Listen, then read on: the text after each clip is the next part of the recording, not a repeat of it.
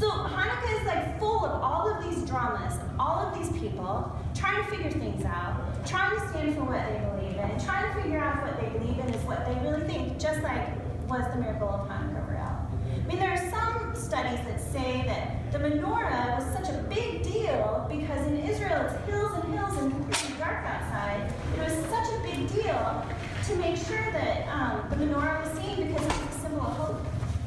If the menorah was seen, they knew everything was okay because they didn't have Facebook or Twitter or the internet, right? They needed to know somehow that as Jews, things were going to get better. And that menorah symbolized that. That's pretty powerful. So we're going to talk a little bit about that today with themes of Hanukkah. And we looked at that. We're going to look at some texts, Jewish texts. What your job is today is to decide whether or not, when you read the Jewish text, it identifies with you. Rabbis are people just like you. They just studied a lot more. Maybe some of them have long beards, some of them don't. There's all kinds of rabbis. There's a tattoo rabbi. There's a lot of different ones. All they do is study a lot and then learn how to share and develop their opinions. You're the same. You're doing exactly the same thing. You have your own thoughts, your own ideas. You can look at the same data and decide what you think. It's just as important. So while there are texts that are taped around the room today that are rabbinic texts, there are also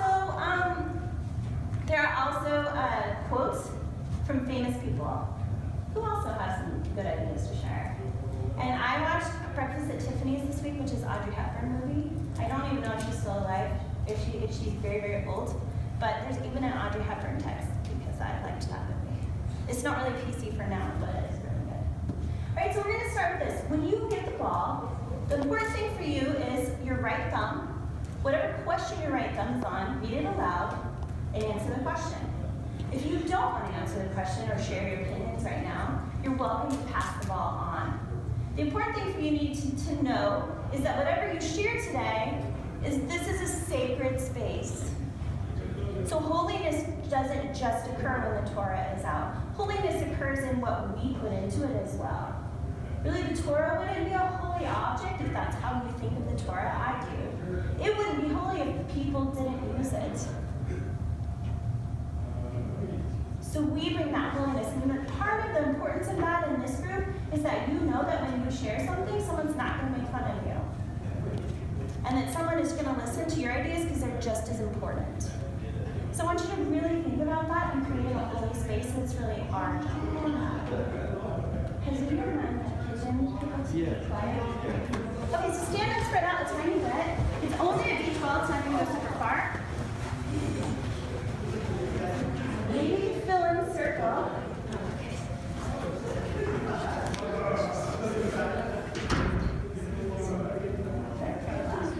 Okay, Megan. Not on anything. Then find a different finger that's on something.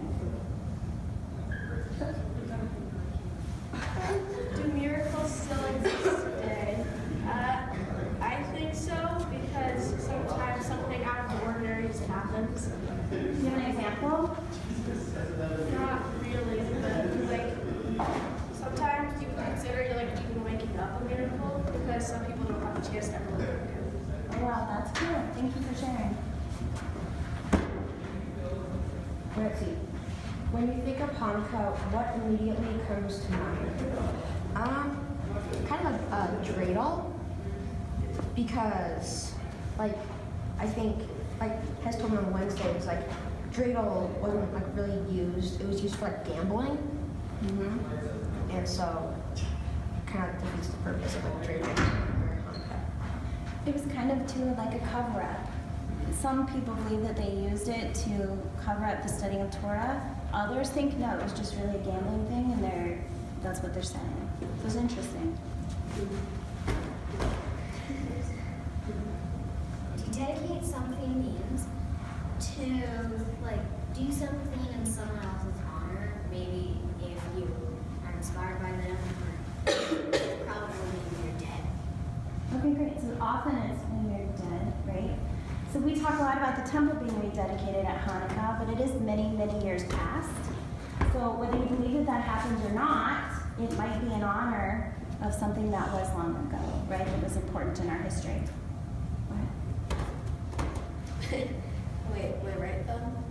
Whichever comes closest to the question. How can courage come from your heart or care? I think it can, because like to do something like passion and like to be brave to do something, like to be courageous. So you feel like passion combined with courage Yeah. is it like a combo deal? Yeah. A complete thought? Okay, great. Share a word or phrase that describes what Hanukkah means to you. I guess family, because family is kind of a big thing in my life, whether, it's with one person or two or three. So I guess family, Hanukkah's a time where I just sit down with my family in the evening, I guess. I like that. Thank you. Okay, I got the same ones. Miracles don't exist to me. Oh wait, did we? Yeah, you did, but you can answer that one. I think they do exist because sometimes like you might think something like you did something really bad on something, and then it turns out you did really good on it. Sometimes there's surprise, a miracle of surprise. I like that.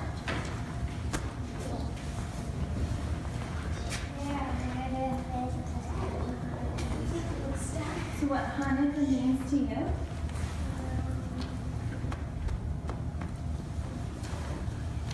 Do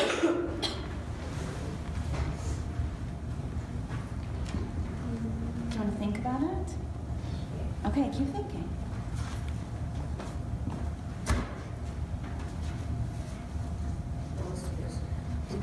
To dedicate something means to give something up to get that. Nice. So you feel like it's more meaningful if something was wrong and then you need to dedicate it or it was missing. Okay, thank you for sharing.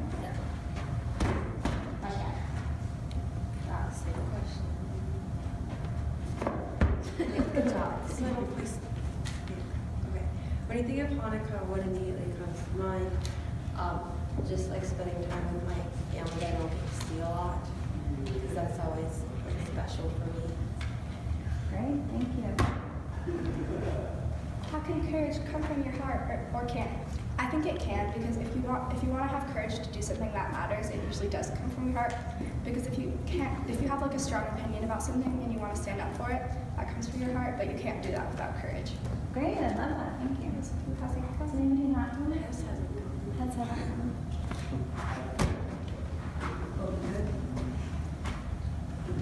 When you think of Hanukkah, what comes to mind? Latkes would be my first one. Or soup ganyo. Just food. Let's see if we got them all. So do miracles still exist today? If you had a fourth grader say to you, no they don't, because my chances of winning the lottery are 1 in a billion, so they definitely don't exist. How would you answer? Does anyone have a quick answer, Lily? Well, there could be that 1 in a million person who wins, and it's a miracle for them.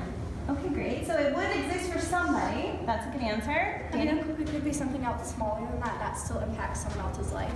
Great. So a miracle is not necessarily just some crazy thing. It could be something that's specifically impacting someone's life, which I think goes with Omed's lev, courage of the heart, that you were talking about has to be combined. Nick? It's going to be a little different, but I agree with him, because I feel like a miracle is something that's not realistic and that it couldn't happen. Okay. And he just said that even if he did win the lottery, I don't think it would be a miracle, because there was a chance of that happening, and I don't feel like that's a miracle in my eyes. All right. I like that you shared that. Thank you. Aiden? I would not agree with them. Sorry. But I remember a couple years ago there was a story on the news about a person who was like trapped in their car, and like they had like policemen trying to get in the car and stuff. They were like out in the middle of nowhere, and then this like man just walks up to them and he like goes and talks to the person and gets them out of the car when like they couldn't.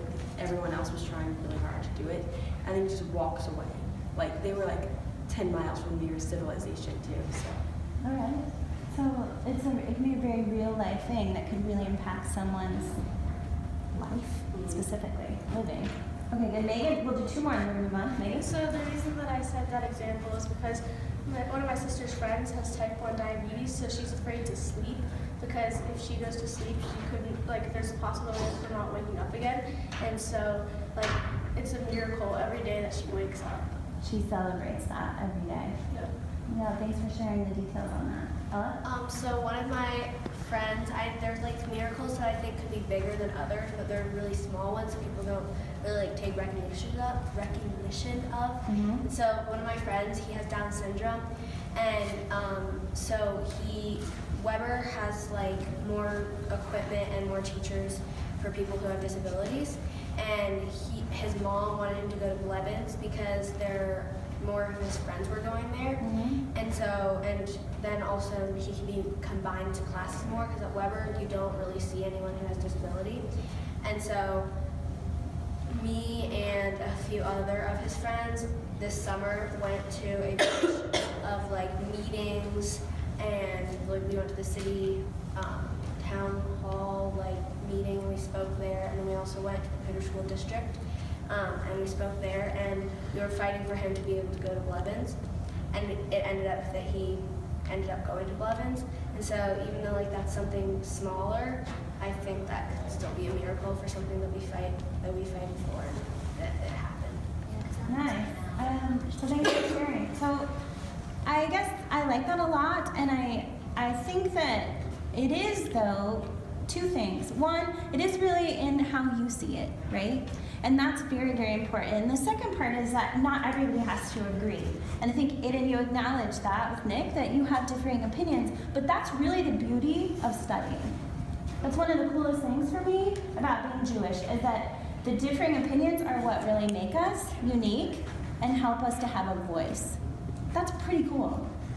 So we're going to do something here. I need you guys to take a little walk around the room. You're going to see some different categories. There are others, but I picked some favorites. And I want you to read the quotes, and I want you to think about which section kind of resonates with you, right? I have some sticky notes if you'd like to write it down. If you have your phone, you're welcome to take a picture of your favorite quote. The one that doesn't have anything is Omet's Lev, which is what Danny was talking about, which is courage of the heart. And other people mentioned it as well. It doesn't have quotes because we're going to put our own up today for that category. So go ahead, you've got like 3 minutes.